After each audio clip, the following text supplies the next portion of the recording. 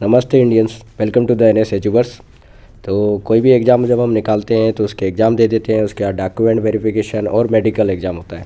वो सारे क्लियर करने के बाद आपका कॉल लेटर आता है ज्वाइनिंग के लिए। उसमें कई आपके डॉक्यूमेंट आते हैं, तो आपका काम वहीं पर ख़त्म नहीं होता है, वहाँ से स्टार्ट होता है। तो सबसे पहले हम आज जो डिस्कस करने वाले हैं वो है अटेस्टेशन फॉर्म।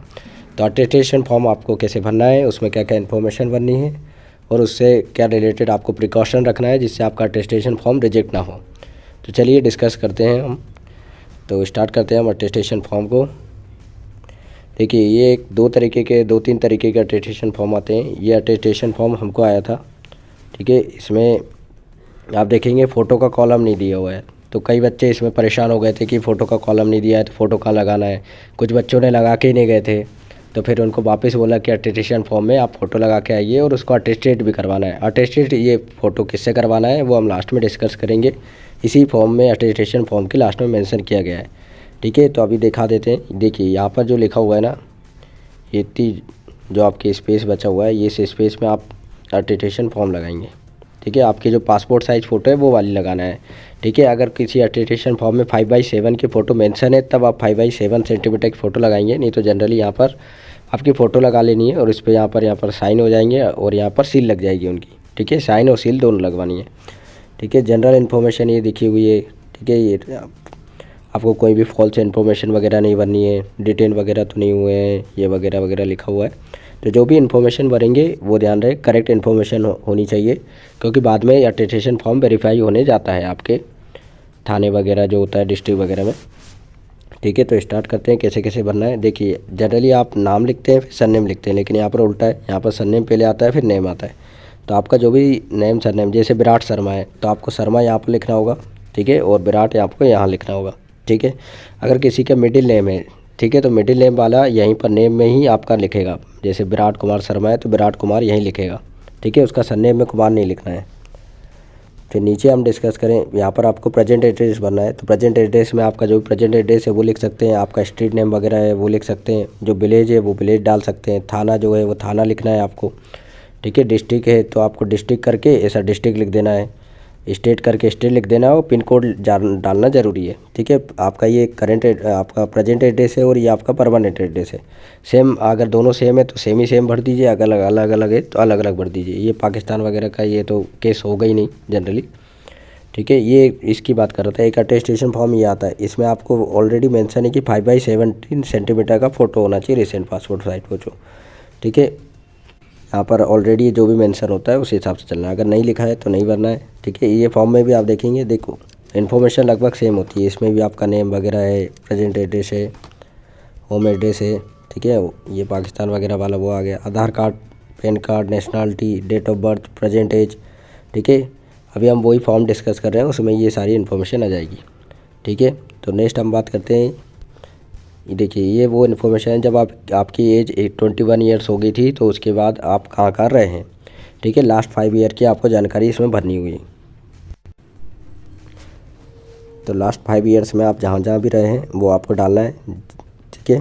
जिस भी ईयर से रहे हैं, जिस ईयर तक, उसका वहाँ पर एड्रेस बनना है और जहाँ पर रहे हैं उस एड्रेस का जो हेडक्वार्टर है वो भरना है। जनरली आपका हेडक्वार्टर डिस्ट्रिक्ट वगैरह होते हैं तो वो आपको यहाँ पर फिल कर देनी है।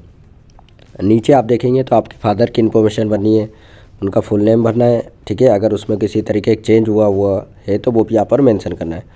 उनका प्रेजेंट एड्रेस भरना है, फिर नीचे उनका परमानेंट होम एड्रेस डालना है, ठीक है। फिर वो जो भी काम करते हैं, उनका जो भी प्रोफेशन है वो आपको फिल करना है, ठीक है। बिजनेस करते हैं, बिजनेस अगर किसी जॉब वगैरह में तो वो फिल करना है। अगर किसी सर्विस में है तो उनका डेजिग्नेशन और उनका जो ऑफिशियल एड्रेस है वो भी मेंशन करना होगा, ठीक है। नीचे जो आपका अटेस्टेशन फॉर्म में है वो आपकी नेशनलिटी है, ठीक है। आपकी जो भी फैमिलीज वगैरह है उनकी नेशनलिटी क्या क्या है, ठीक है। फादर की नेशनलिटी भरनी है, मदर की भरनी है। अगर आप शादीशुदा हो चुके हैं तो आपकी वाइफ की, और वाइफ अगर है तो हस्बैंड की, ठीक है। वो जो कैंडिडेट है आप खुद, उसकी नेशनलिटी क्या है, और जो प्लेस ऑफ बर्थ है हस्बैंड या वाइफ अगर है तो वो आपको फिल करना है यहाँ पर,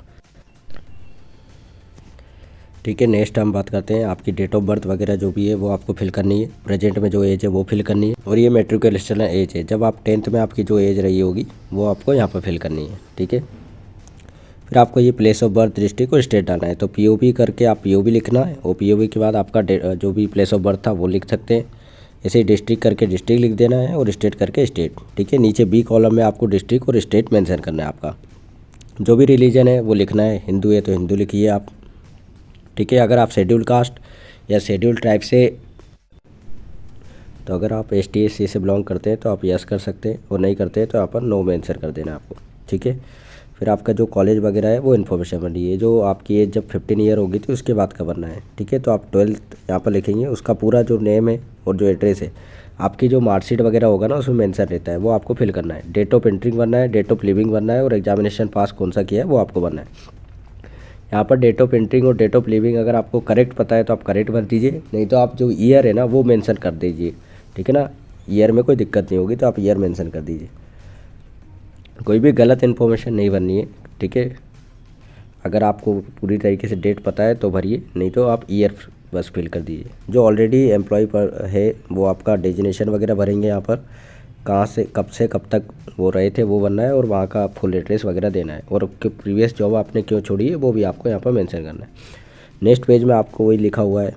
ठीक है, आपने प्रीवियस एम्प्लॉय वगैरह अगर किया है उससे अंडरटेकिंग NOC वगैरह ये से, ठीक है, जनरली नो आ जाता है। ठीक है, यहाँ पर भी आपको नो मेंशन कर देना है। या स्टेट वगैरह है जो है वो ऑलरेडी फिल करेंगे, फिर उसका रीज़न भी बताएंगे, नहीं तो जिसका ये कोई भी प्रॉब्लम नहीं है वो नो कर देगा। ठीक है, अगर कुछ है तो वो आपको मेंशन करना है यहाँ पर, नहीं तो जनरली नो करना है। यहाँ पर कोई भी दो जो पर्सन है उनको, जो आप नोन है उनका नेम और एड्रेस बनना है। ठीक है, यहाँ नेम करके लिख देना और एड्रेस करके लिख देना 2 पर्सन का, उनका साइन वगैरह की ज़रूरत नहीं है। यहाँ पर आपका सिग्नेचर आएगा, जो भी आपका सिग्नेचर है वो आपको यहाँ कर देना है, और डेट और प्लेस मेंशन कर देना है। ये डेट प्लेस से कोई दिक्कत नहीं है, आप जिस दिन साइन कर रहे हैं उसी दिन का डेट, और जहाँ पर साइन कर रहे हैं वो आप प्लेस भर दीजिए। ठीक है, आप आइडेंटिटी सर्टिफिकेट है ये, तो ये आइडेंटिटी सर्टिफिकेट में भी आपको बता देता हूँ।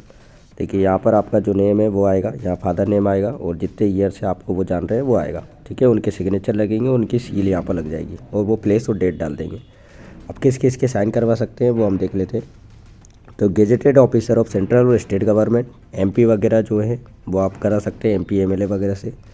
SDO, ठीक है, सब डिविजनल मजिस्ट्रेट, SDM वगैरह से करा सकते हैं। तहसीलदार, नायब तहसीलदार, प्राइमरी स्कूल के हेडमास्टर हो या कोई भी प्रिंसिपल वगैरह हो उससे करा सकते हैं। ब्लॉक डेवलपमेंट ऑफिसर से, पोस्ट मास्टर से, पंचायत इंस्पेक्टर से करा सकते हैं। सबसे सेफ चॉइस होगी आप किसी भी कॉलेज या स्कूल के प्रिंसिपल से करा लीजिए। यहाँ पर आप जिसके साइन करवाएंगे उसी के साइन आपको फर्स्ट पेज पे जो फ़ोटो होगी वहाँ पर आप जो अटेस्टेड है वो भी करवाना है। ठीक है, साइन और उनकी सील, ये दोनों आपका सेम होना चाहिए।